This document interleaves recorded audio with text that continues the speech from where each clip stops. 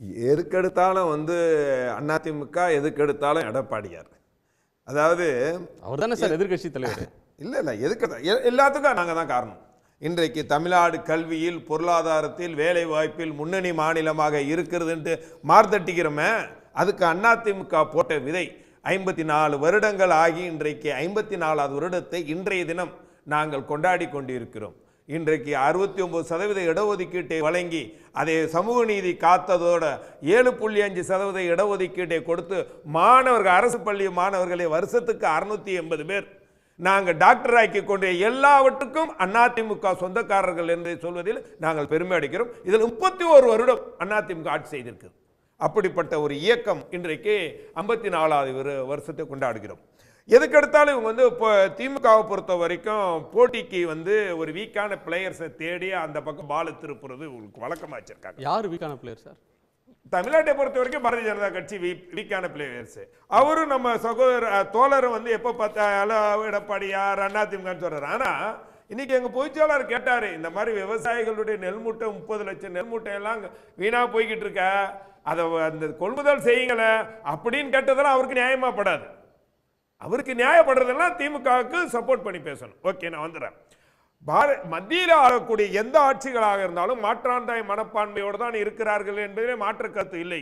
அது திமுக ஆட்சி காலத்தை காங்கிரஸாக இருந்தாலும் அன்றைக்கு ப. சிதம்பரம் ஃபைனான்ஸ் மினிஸ்டராக இருக்கும்போது நம்மை புறக்கணித்தா. இன்னும் சொல்ல வரி பகிர்வு கூடுதலா வந்திருக்குன்னு எடப்பாடி பழனிசாமி அவர்கள் இன்னைக்கு சொல்றாங்களே, மோடி அதையும் சொல்றேன் சார். சுனாமி காலத்திலே இருக்கட்டும், சென்னை வெள்ளம் போன்ற காலங்களில் இருக்கட்டும், ஓகே, இது போன்ற சமயங்கள் எல்லாம் காங்கிரஸ் நமக்கு கொடுக்க வேண்டிய நிதியை கொடுக்காமல் வஞ்சித்தார்கள் என்பதை யாராவது மறுக்க முடியுமா? கொடுக்கல. ஆனா அந்த இதுல நீங்க பர்டிகுலரா நிதி ஆய்வு கூட்டத்தில் புரட்சி தலைவர் அம்மா கூட வெறும் கண்டனத்தை தெரிவித்து வெளிநடப்பு செய்த வரலாறுகளும் உண்டு, காங்கிரஸ் மத்திய அரசாங்கத்தை கண்டித்து. அதனால பிஜேபியாக இருக்கட்டும், அவர்களுடைய நோக்கம் தமிழகத்தை மாற்றாந்தோய் மனப்பான்மையோட பார்க்கறாங்கன்னு இருக்கு.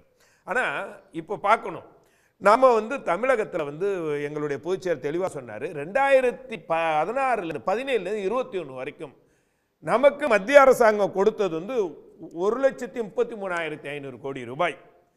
2021 25 இந்த தேதி வரைக்கும் நம்ம வரைக்கும் இந்த அரசாங்கம் கொடுத்திருக்கிறது 2,32,900 கோடி ரூபாய் கொடுத்திருக்காங்க.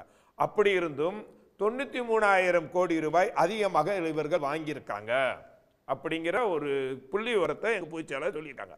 அப்படி இருந்து கூட தமிழ்நாட்டினுடைய கடன் தொகை இன்றைக்கு 10 லட்சம் கோடியாக உயர்ந்திருக்கிறது.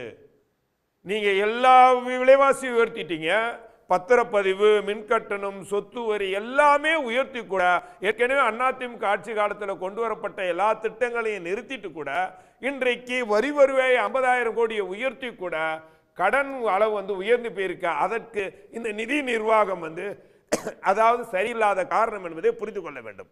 ரெண்டாவது, நீங்க என்ன பண்ணீங்க, நிதி மேலாண்மை சரி செய்யறதுக்கான ஒரு குழு அமைச்சீங்க சார்.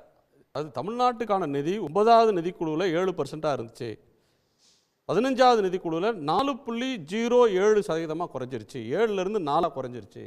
இதனால தமிழ்நாட்டுக்கு 2,63,000 கோடி இழப்பு ஏற்பட்டிருக்குது. இது மாநிலத்தோட கடன்ல இருக்கிற நிலுவை கடன்ல 32% அப்படின்னு சொல்றார் நிதியமைச்சர். அதாவது கடன் மத்திய அரசாங்கம் நமக்கு கொடுக்க வேண்டிய தொகையை முழுமையாக கொடுக்கலங்கிறது உண்டு தான். அது அதிமுக ஆட்சி காலத்திலும் இந்த ஆட்சி காலத்திலும். ஆனால் நாங்கள் 2014 2019 வரைக்கும் 39 எம்பிக்கள், பாராளுமன்ற எம்பிக்கள் அதிமுக கட்சி சார்பில் இருந்தாங்க. அன்றைக்கு பாராளுமன்றத்திலே பல்வேறு விஷயங்களே தமிழகத்தினுடைய உரிமைகளை மீட்டு வந்திருக்கும். காவிரியாக இருக்கட்டும், நிதி மேலாண்மையாக இருக்கட்டும், நீங்க மெட்ரோ திட்டத்துக்கான நிதியை பெறுவதாக இருக்கட்டும், நாங்கள் போராட்டம் செய்து நாங்க அங்க பாராளுமன்றத்தை முடக்கியும் அணுகுமுறையை ராஜதந்திரத்தோட அணுகியும் நாங்க பெற்றிருக்கோம். ஆனா 2019 24 24 25 நீங்க திமுக எம்பிக்கள் தானே இருக்காங்க, என்ன சாதிச்சிருக்காங்க? இப்பதான் சொன்னீங்க ராஜதந்திரத்தோட செயல்பட்டோம் வாங்கணும். நீங்க இப்பதான் ஒக்கி புயலுக்கு பணம் தரல, வர்தா புயலுக்கு பணம் தரல, காங்கிரஸ் ஆட்சி காலம், பிஜேபி ஆட்சி காலத்துல தரல. எல்லாருமே நான் சார், சொல்றேன். திருநெல்வேலி தூத்துக்குடி அழிஞ்சே போச்சு சார். அந்த ஒரு நகரமே மூழ்கி போச்சு. ஒரு ரூபா கொடுக்கல அவங்க. குற்றச்சாட்டை வச்சுட்டேன். மத்திய அரசாங்கத்தை பொறுத்த வரைக்கும் தமிழ்நாடு அது காங்கிரஸ் இருந்தாலும் ஜனதா தளம் ஆட்சி இருந்தாலும் ஐக்கிய ஜனதா தளம் ஆட்சியில் இருந்தாலும் சரி, அது பிஜேபி ஆட்சியில் இருந்தாலும் சரி, நம்ம வஞ்சிக்கிறாங்க மாற்று கருத்துல. நாங்க பிஜேபி செய்ததெல்லாம் சரின்னு சொல்றோமா? பிஜேபி தமிழ்நாட்டுக்கு எல்லாம் தேர்தலுக்கான கூட்டணி. அதே சமயத்துல உங்ககிட்ட இருக்கக்கூடிய குறைகளை ஒரு விஷயத்தை சொன்னா நீங்கள் முழுக்க முழுக்க பாரதிய ஜனதா கட்சி பக்கமே கொண்டு போயிடாதீங்க.